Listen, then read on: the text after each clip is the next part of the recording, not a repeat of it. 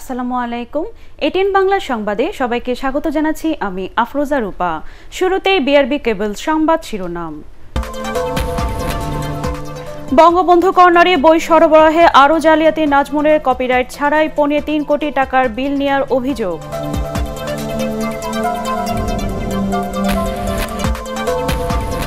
Corona ভাইরাসে দেশে আরও ৪২ জনের মৃত্যু, নতুন করে শনাক্ত প্রায় ২৫০০।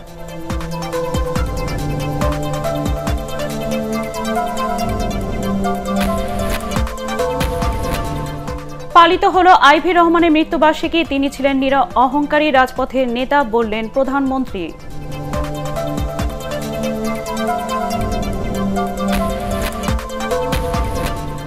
এবং সিনহা হত্যা মামলায় পুলিশের বরখাস্ত ৭ সদস্যের আবারও ৪ দিনের রিমান্ড মঞ্জুর।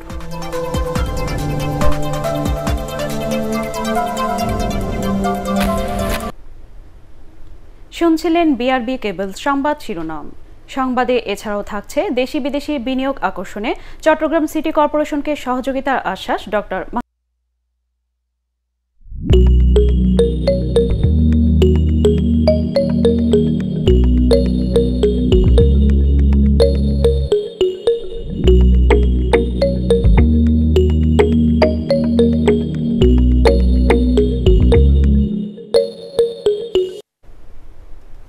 এবার বিস্তারিত।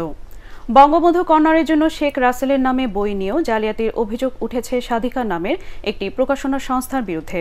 বইয়ের লেখক অধ্যাপক নাসরিন আহমদকে না জানিয়ে ৩.৫ কোটি টাকার বই বিক্রি করা হয়েছে। প্রতিষ্ঠানের কর্ণধার নাজমুল হোসেন কপিরাইট সংক্রান্ত কাগজপত্র আছে দাবি করলেও তা প্রত্যাখ্যান করেছেন অন্য লেখকরা। কপিরাইট অফিস বলছে, লেখকের অনুমতি ছাড়া বই ছাপানো ও বিক্রি দণ্ডনীয় অপরাধ। মাহবুব কবির চপলের রিপোর্ট। শিশু কিশোররা যাতে শেখ রাসেল সম্পর্কে জানতে পারে, সেজন্য বঙ্গবন্ধু কর্নারে রাখতে অমর শেখ রাসেল নামের বইটি নির্বাচন করা হয়। সাধিকা পাবলিশার্স নামের প্রকাশনা সংস্থা বইটি প্রাথমিক শিক্ষা অধিদপ্তরের কাছে ৩.৫ কোটি টাকায় বিক্রি করে বিল তুলেছে। কপিরাইট তো দূরের কথা, এত টাকায় বই বিক্রি করা হয়েছে তা লেখককেই জানানো হয়নি। আমি কিন্তু এই যে এডিটোরিয়ালের যেটুকু কাজ সেটাকে করেই কিন্তু শেষ করেছি। তারপরে এই বইটা কোথায় যাচ্ছে, কত টাকায় কেনা বেচা হচ্ছে, সেগুলো কিন্তু আমি একেবারেই খোঁজও করিনি। আমার তো মনে হয় না যে আমার খোঁজ করতেও হবে। টাকা পয়সা ব্যাপারে আমি কিছু জানি না। বঙ্গবন্ধু যে কর্নারে গেছে, এগুলো তো আমার সাথে তো এরপরে আর কোনো রকমের করেসপন্ডেন্স, আদান প্রদান কিছু হয়নি। এ বিষয়ে জানতে ফোন করা হলে রিসিভ করেননি সাধিকা পাবলিশার্স ও জার্নি মাল্টিমিডিয়ার কর্ণধার সাংবাদিক নাজমুল হোসেন। তবে তিনি ফেসবুকে দাবি করেন, বঙ্গবন্ধু কর্নারে দেয়া ৩টি বইয়েরই কপিরাইট আছে। আসলেই কি তাই?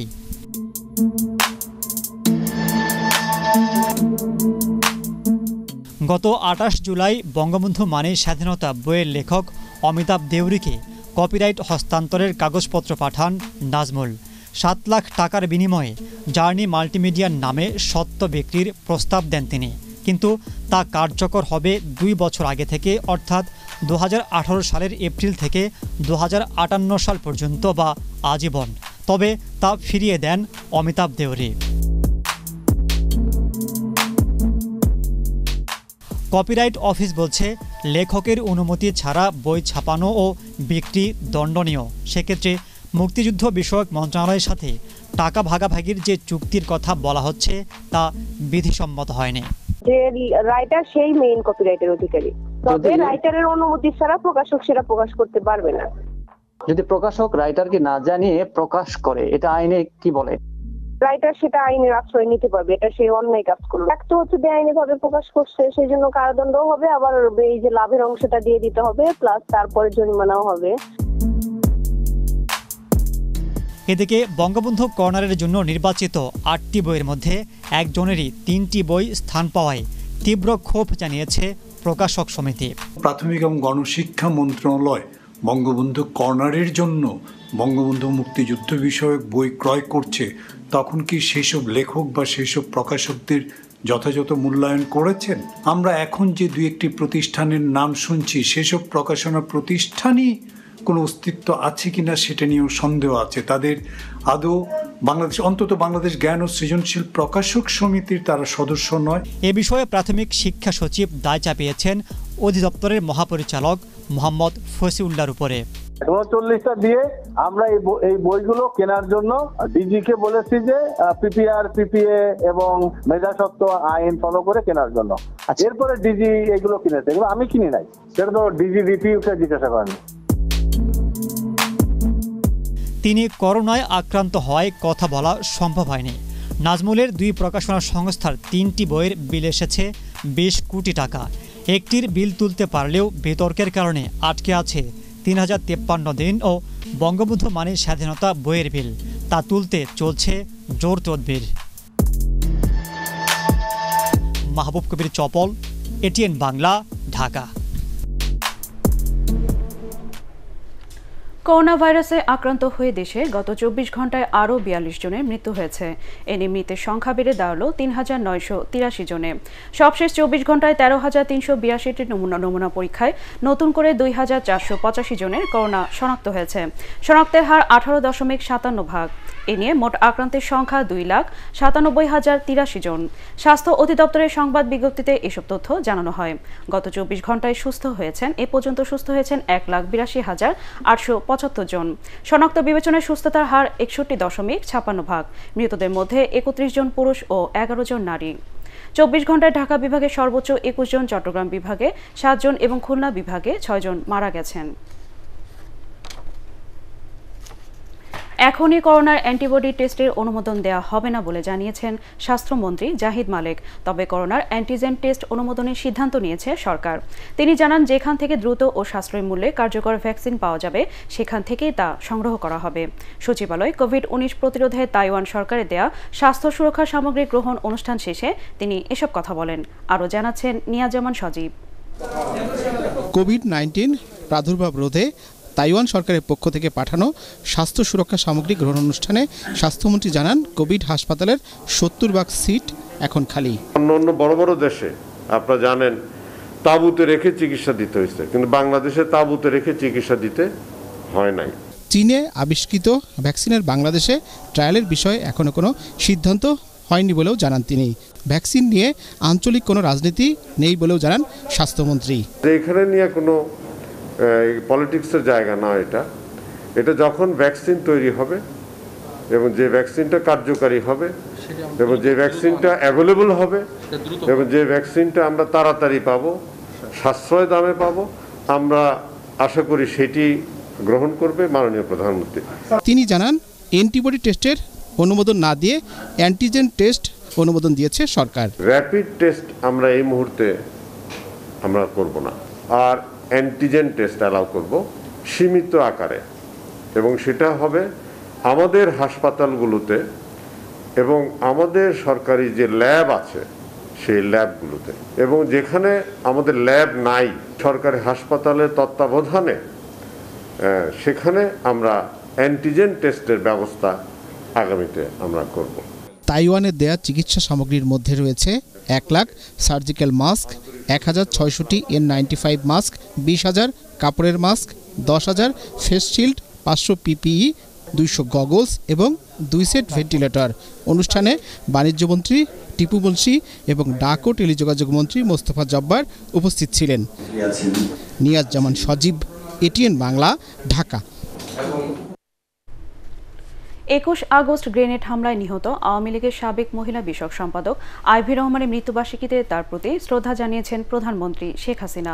গণভবন থেকে ভিডিও কনফারেন্সে মন্ত্রিপরিষদ বৈঠকে যোগ দিয়ে তিনি বলেন, আইভি রহমান ছিলেন নিরীহ অহংকারী রাজপথের নেতা। এদিকে কওমি মাদ্রাসার ডিগ্রি ও মাস্টার্স পরীক্ষা নেওয়ার অনুমতি দিয়েছে মন্ত্রিসভা। আর স্কুল কলেজ খোলার ব্যাপারে সরকার এখনও সিদ্ধান্ত নেয়নি বলে বৈঠক শেষে জানিয়েছেন মন্ত্রিপরিষদ সচিব খন্দকার আনোয়ারুল ইসলাম। বিস্তারিত জানাচ্ছেন শফিকুল ইসলাম শামীম।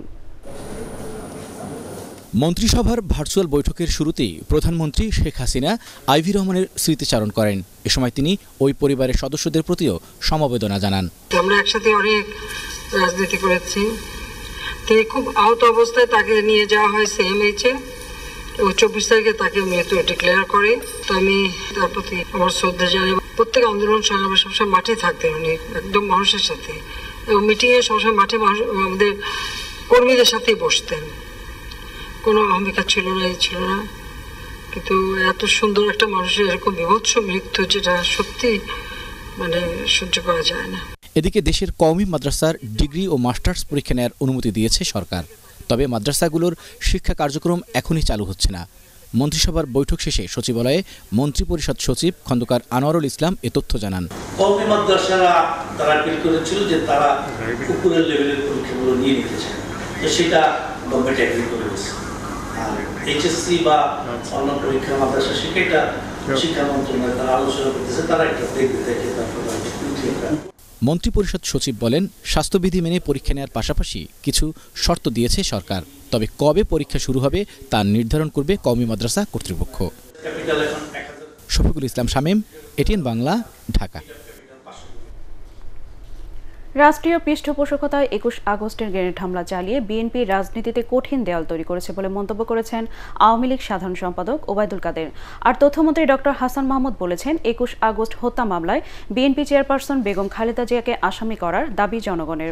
আইভি রহমানের মৃত্যুবার্ষিকী উপলক্ষে রাজধানীতে আলাদা অনুষ্ঠানে তারা এসব কথা বলেন। বিস্তারিত জানাচ্ছেন সৈয়দ রিয়াজ। ২০০৪ সালের ২১ আগস্ট গ্রেনেড হামলায় নিহত আইভি রহমানের ১৬তম মৃত্যুবার্ষিকীতে বনানী কবরস্থানে দল ও সহযোগী সংগঠনের পক্ষ থেকে শ্রদ্ধা জানানো হয়। এ সময় ওবায়দুল কাদের বলেন, হত্যার রাজনীতিতে জড়িয়ে বিএনপি জনবিচ্ছিন্ন দলে পরিণত হয়েছে।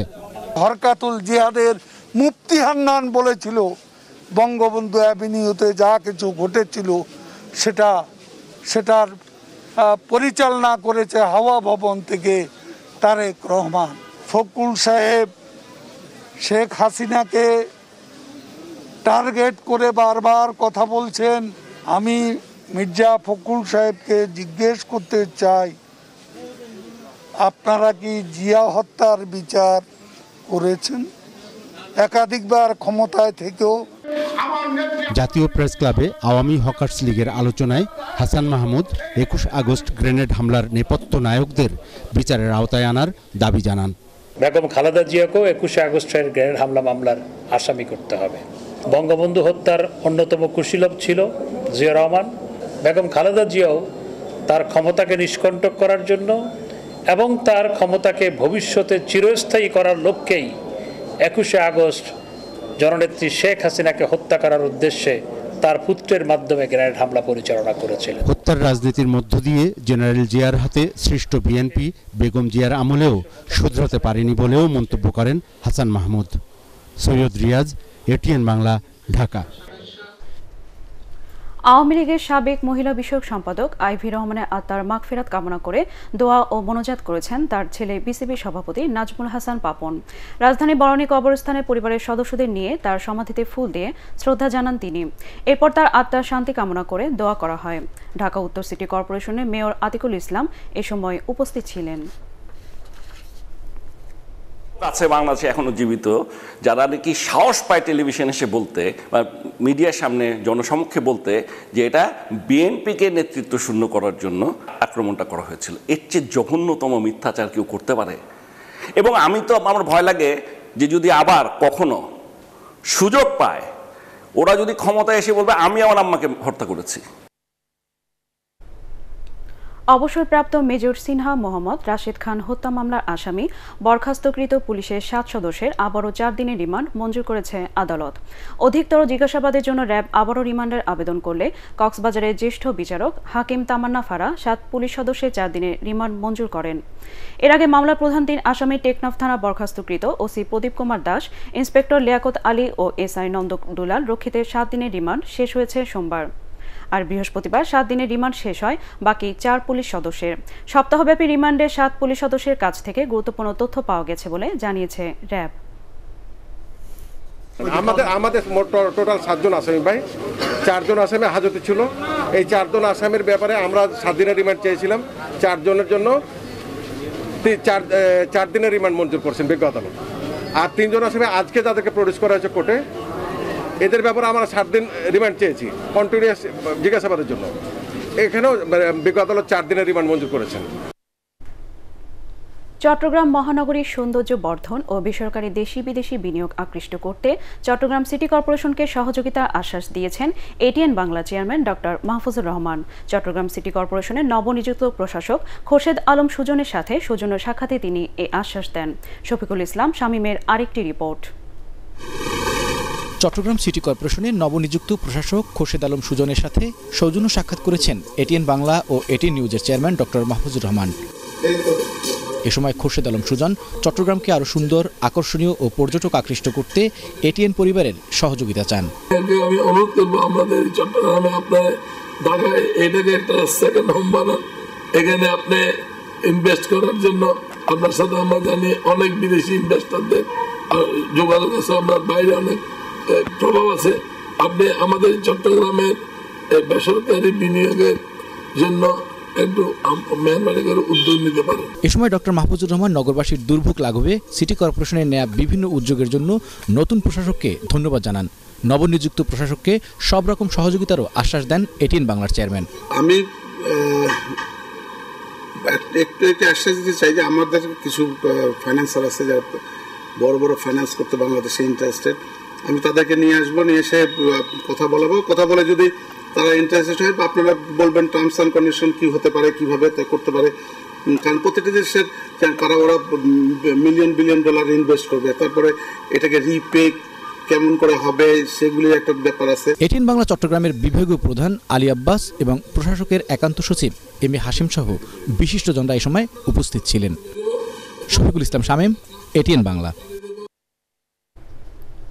চট্টগ্রাম উন্নয়ন কর্তৃপক্ষ সিডিএ চেয়ারম্যান জহিরুল আলম দোভাষের সাথে সৌজন্য সাক্ষাৎ করেছেন ATN Bangla chairman doctor Mahfuzur Rahman. সোমবার দুপুরে চট্টগ্রাম উন্নয়ন কর্তৃপক্ষ কার্যালয়ে অনুষ্ঠিত সাক্ষাতে নগরী উন্নয়নে নেওয়া বিভিন্ন প্রকল্পের অগ্রগতি নিয়ে তাদের মধ্যে কথা হয়। এ সময় চট্টগ্রামে উন্নয়নে জলাবদ্ধতা নিরসন প্রকল্প সহ অসমাপ্ত অন্যান্য প্রকল্প শেষ করতে উদ্যোগ নেওয়ার কথাও জানান সিডিএ চেয়ারম্যান। পাশাপাশি নগরীর সার্বিক উন্নয়নে নতুন বেশ কয়েকটি প্রকল্প হাতে নেওয়ার কথা উল্লেখ করেন তিনি। এজন্য সরকারি সহায়তার পাশাপাশি বেসরকারি ও বিদেশি বিনিয়োগকারীরা যাতে চট্টগ্রামে বিভিন্ন উন্নয়ন প্রকল্পে অর্থায়ন করার জন্য উদ্যোগী হয় সেজন্য ডক্টর মাহফুজুর রহমানের সহযোগিতা কামনা করেন তিনি। জবাবে সিডিএ চেয়ারম্যানকে সব ধরনের সহযোগিতার আশ্বাস দেন ডক্টর মাহফুজুর রহমান। এটিএন বাংলা চট্টগ্রাম বিভাগীয় প্রধান Ali Abbas, deputy in charge Manjur Kader Manju, CDA চেয়ারম্যানের একান্ত সচিব সাইফুল আলম চৌধুরী এ সময় উপস্থিত ছিলেন। জলবদ্ধতার আমাদের দুইটা পার্ট, একটা হচ্ছে তো আপনার বাংলাদেশ সেনাবাহিনী 34 ইঞ্জিনিয়ারিং এবং কনস্ট্রাকশন যেটা করতেছে সেটা হচ্ছে আপনার মহেশখাল একটা সুইচ গেট, ওই সুইচ গেটটা আগামী বছর হয়ে যাবে। ওই সুইচ গেটটা হয়ে গেলে এখানে যে জোয়ারের পানি ঢুকে আগ্রাবাদ হালি শহরে ওইটা আর ঢুকবে না। এটা আপনার ওই 4 বছরের একটি প্রকল্প, এটা মাত্র 1 বছর আমি চেয়ারম্যান হওয়ার পর আরম্ভ করেছি, 1 বছর শেষ হয়েছে। এটা আরো যদি বাকি 3 বছর কমপ্লিট হয় ইনশাল্লাহ চিটাগাংয়ের মানুষ জলবদ্ধতা থেকে একদম রেহাই পাবে। যত বড় প্রজেক্ট হোক আপনি প্রজেক্ট খালি তৈরি করেন, এটাকে যখন ডিক্লেয়ার করবেন আপনার কত টাকা ফান্ড লাগবে যাই লাগুক আমরা এটা সাহায্য করার চেষ্টা করবো, সহযোগিতা করার চেষ্টা করবো। কারণ আমার কাছে বেশ বড় বড় কোম্পানি আছে যারা এই বাংলাদেশে ইনভেস্ট করতে তারা ইন্টারেস্টেড। কারণ চীনার বেলায় যেটা হয়েছে, এখন চীনা ওই আমেরিকা ইউরোপে এখন যাওয়া বন্ধ, ওদের আর যেতে পারতেছে না, বিভিন্ন দেশে ওদের হচ্ছে। তো এরা এই আমাদের এই সাবকন্টিনেন্টে কিন্তু তারা কাজ করার জন্য যেমন আমাদের বাংলাদেশ, পাকিস্তান, শ্রীলঙ্কা, ভুটান, নেপাল এইসব জায়গায় কিন্তু তারা প্রচুর ইনভেস্টমেন্ট নিয়ে আসার চিন্তা ভাবনা করতেছে। লাইসেন্স ছাড়া ব্যবসা পরিচালনা, মেয়াদ উত্তীর্ণ ও ভেজাল ওষুধ বিক্রির অভিযোগে রাজধানীর মোহাম্মদপুরে আল সিফা ফার্মেসি এবং হেলথ অ্যান্ড হাইজিন নামের দুটি প্রতিষ্ঠানকে 26 লাখ টাকা জরিমানা করেছে র্যাবের ভ্রাম্যমাণ আদালত। এ সময় প্রতিষ্ঠান দুটির মালিক সহ 10 কর্মচারীকে আটক করা হয়। র্যাবের নির্বাহী ম্যাজিস্ট্রেট পলাশ কুমার বসুর নেতৃত্বে অভিযানে মোহাম্মদপুর শিয়া মসজিদ এলাকায় আল শিফা ফার্মেসিতে বিপুল পরিমাণ ভেজাল ও বিক্রয় নিষিদ্ধ ওষুধ এবং মাস্ক পাওয়া যায়। ফার্মেসিটি ওষুধ প্রশাসন অধিদপ্তরের লাইসেন্স ছাড়াই ব্যবসা পরিচালনা করছিল। পরে একই মালিকের আরেকটি ব্যবসা প্রতিষ্ঠানে অভিযান চালিয়ে মেয়াদ উত্তীর্ণ পণ্য পাওয়া যায়। কোনো প্রকার ড্রাগ লাইসেন্স না নিয়েই সম্পূর্ণ ওষুধ প্রশাসন তথা সরকারের অনুমোদনবিহীনভাবে এখানে বিভিন্ন প্রকার মেয়াদোত্তীর্ণ ওষুধ, নিষিদ্ধ ওষুধ, মিস ব্র্যান্ডেড ওষুধ সহ নানান ধরনের ওষুধ এখানে কিন্তু বিক্রি হচ্ছে। একই মালিকের আরেকটি কিন্তু গোডাউন রয়েছে যেটি হেলথ এবং হাইজিন, যেটা কিন্তু সম্পূর্ণ অবৈধভাবে একটি আবাসিক ভবনের নিচতলাতে হ্যান্ড স্যানিটাইজার, বিভিন্ন দাহ্য পদার্থ কিন্তু সেখানে মজুদ রেখেছিলেন। ওষুধ আইনের বিভিন্ন ধারায় সর্বমোট 26 লক্ষ টাকা অর্থদণ্ড আমরা আরোপ করেছি। অর্থদণ্ড অনাদায়ে তাদের প্রত্যেককে বিভিন্ন মেয়াদে বিনাশ্রম কারাদণ্ড প্রদান করা হয়েছে। 10 জন আটক আছে। এবং এবারে আন্তর্জাতিক সংবাদ।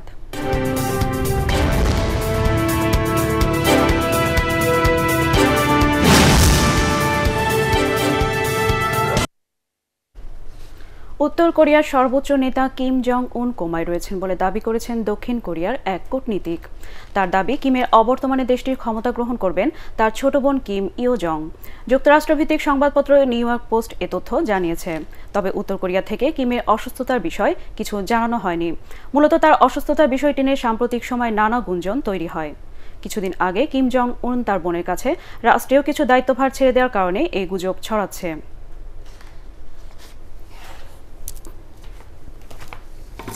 এবারে পার্টিক্স খেলার খবর।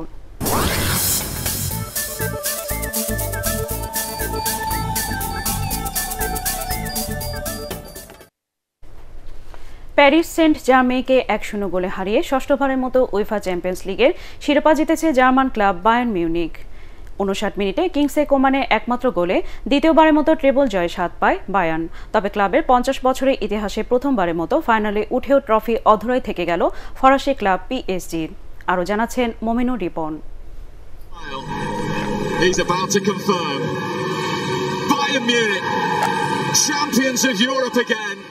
পিএসজিকে হারিয়ে 7 বছর পর শিরোপা পুনরুদ্ধার করল বায়ার্ন মিউনিখ।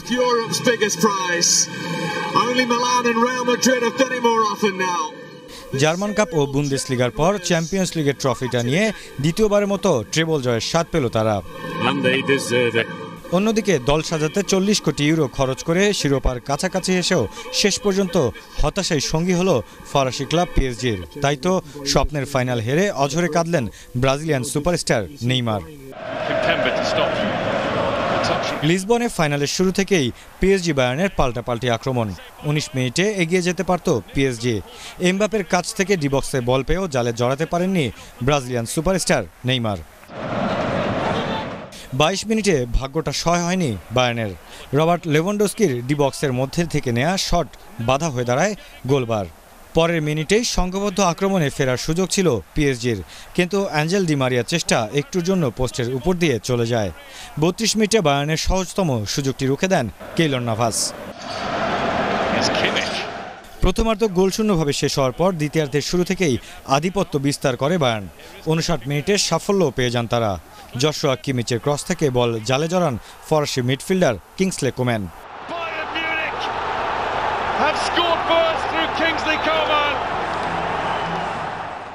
1-0 গোলে পিছিয়ে পড়ার পর খেলায় ফিরতে মরিয়া হয়ে ওঠে পিএসজি।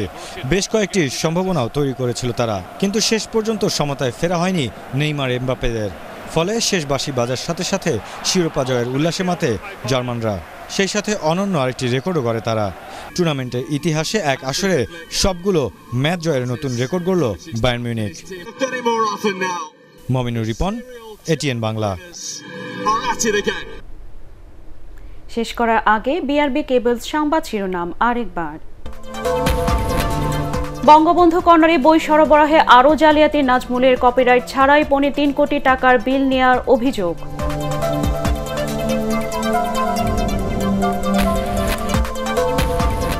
করোনা ভাইরাসে দেশে আরও 42 জনের মৃত্যু, নতুন করে শনাক্ত প্রায় 2500।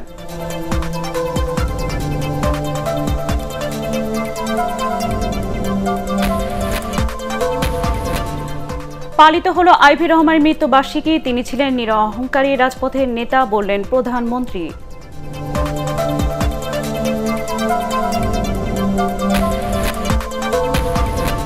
এবং সিনহা হত্যা মামলায় পুলিশের বরখাস্ত 7 সদস্যের আবারও 4 দিনের রিমান্ড মঞ্জুর।